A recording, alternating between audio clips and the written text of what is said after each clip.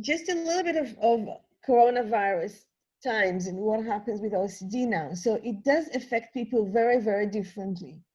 Some people that had this fear that they're going to get ill or they're going to catch germs or viruses, they've had their worst fear confirmed, and now they're saying, you know, I was right all the time and you were wrong.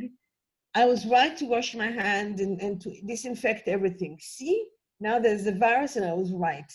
And then many of them will get even more into extensive cleanliness. There will be others that now that everybody else is self-isolating and, you know, quarantined and washes their hand, they will these are less. That's less as far as I've looked. There isn't that much reliable data, but there will be some that are going to feel a little bit relieved because suddenly everybody is doing what they should have done.